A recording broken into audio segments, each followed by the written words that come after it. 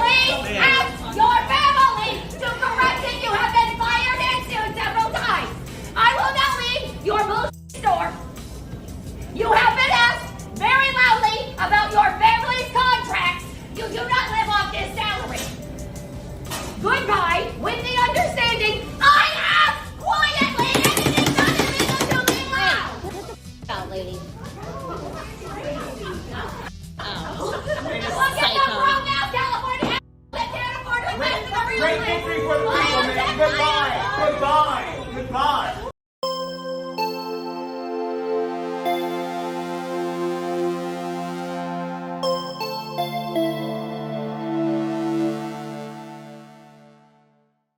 Blank and I are going to Thailand for 6 weeks, and we're looking for a family member, friend of a friend, or a local to stay in our little house and look after our little cat. Isn't he so cute? It costs $250 per week, and that includes electricity and internet. Our home is a warm 1-bedroom flat, close to town, private, with lots of trees, sunsets, and views. It would suit a single person or a couple. Our cat is super low maintenance. A couple of scoops of food in the morning, fresh water, and he's sorted. He comes and goes as he pleases, and he'll be super scared of you the first week, but then he'll get the epic cute cuddles every night. Not the cuddly wellies. So if you or anyone you know would like the 6 ultra chill weeks in a sleepy beach town this winter, get in touch. So basically I have to pay you $250 to babysit your pet. At that point I'm basically paying for your vacation. You're not slick.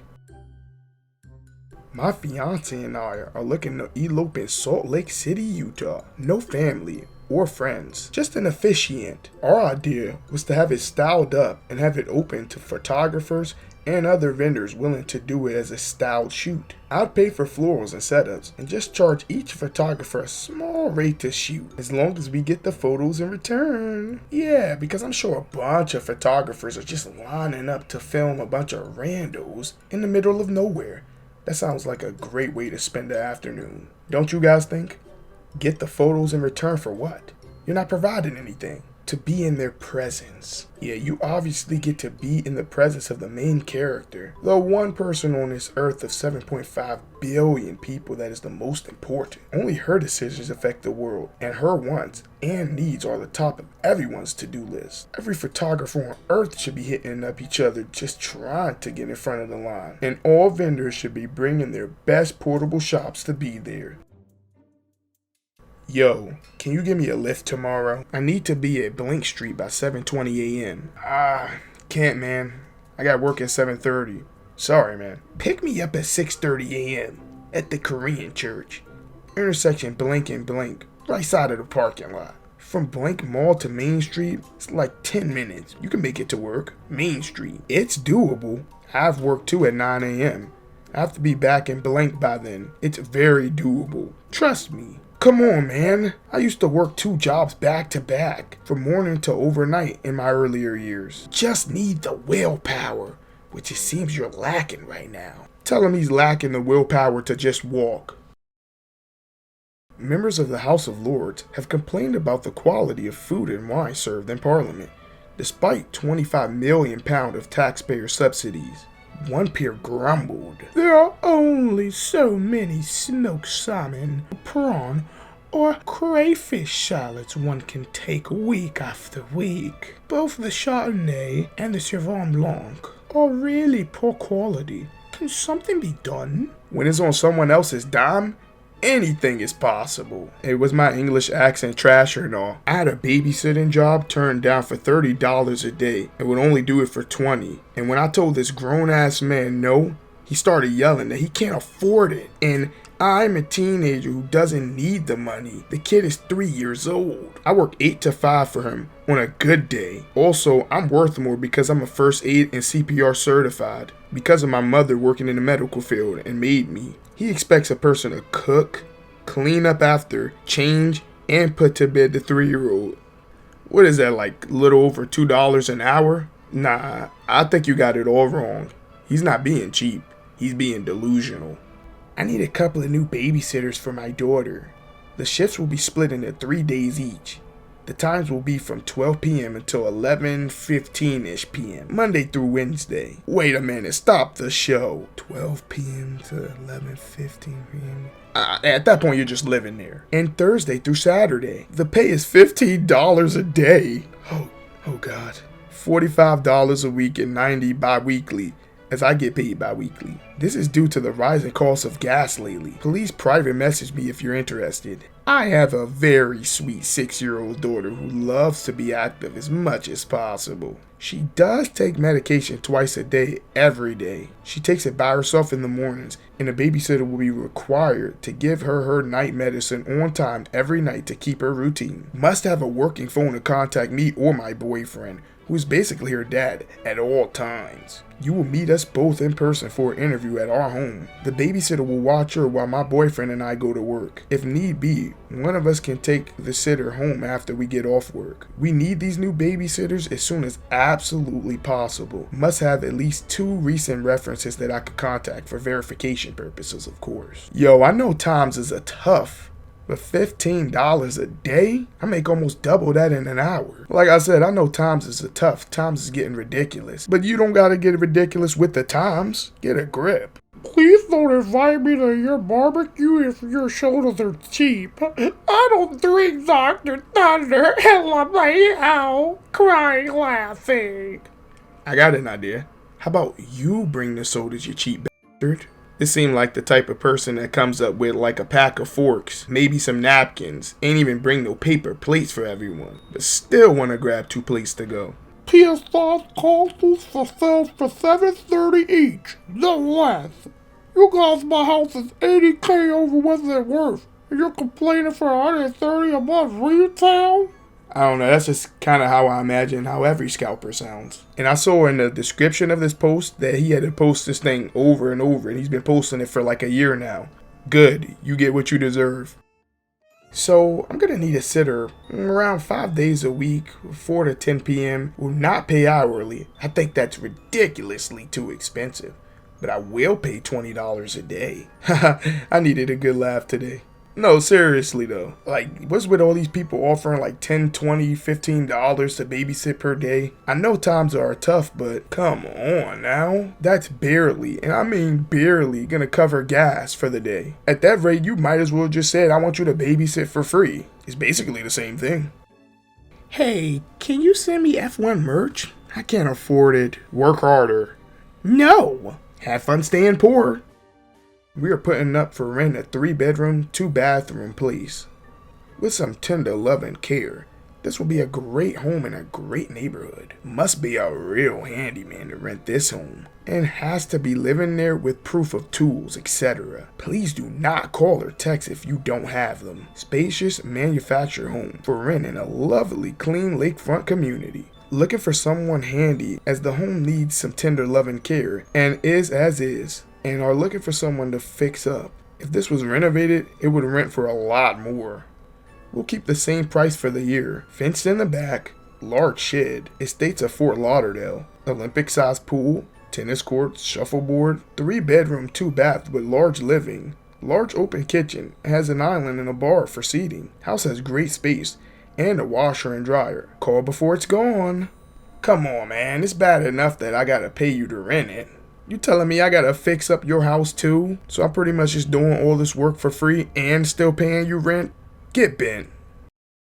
I have a family member who is seeking the services of a fully insured professional tree looping service for this rare and money-making opportunity. They have about 5 to 10 trees, maybe that are around 20 meters tall that they require to be cut down. But here's the deal. You cut the trees, and you keep all the wood you can take and sell. Each tree is around 20 meters tall, and each tree could perhaps fill maybe 10 trailers full of wood. And generally a trailer selling for around $250, you're looking at making around $2,500 or more per tree. And if you take between 5 to 10, you are looking at making a lot of money in this. This is a win-win scenario here. You cut down the trees for free at the pace that suits your capabilities, and you keep all the profit.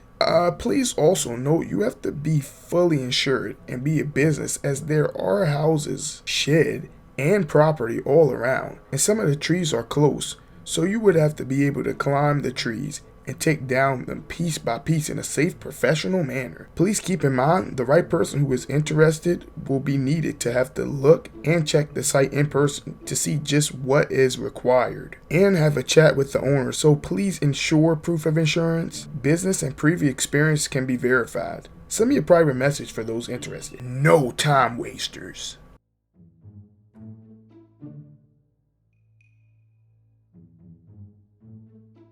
Bridezilla? Nope, just a beggar. So, an acquaintance is getting married and sent their wedding website / registry. Now this person wants an over-the-top, for her lifestyle, kind of wedding. Only the partner works. Yet the cost of the wedding is about $30,000 right now. How do I know this? The registry only has cash funds for every single vendor, plus a regular cash fund and honeymoon fund. They said absolutely no gifts. Only contributions to the funds. Everything from the videographer to the wedding dress and even the mani-pedi costs are on there. Another acquaintance recently got married in a small ceremony, and all the person did was talk about how trashy it was. But at least they stayed within their budget. It's supposed to be a guest count of about 125, so I guess they expect everyone to contribute at least $250. Mind you, this is all a group of younger people that haven't even finished college yet or have kids. Even crazier, the partner pays for everything. All living expenses, all deposits have been the partner's money because the bride refuses to work at least part-time, even when asked by the partner. They're a commission-based employee too, so funds fluctuate month to month. They literally just bought the bride a car, but cut them off from running up the credit card debt. Now, we can say, oh well, it's the partner that wants to do it because they love the bride. But previous conversations have been, can you work part-time to help? No. What's wrong with the car you have now? I want something else. Why can't we go to the courthouse? I want my dream wedding. I just looked into my crystal ball.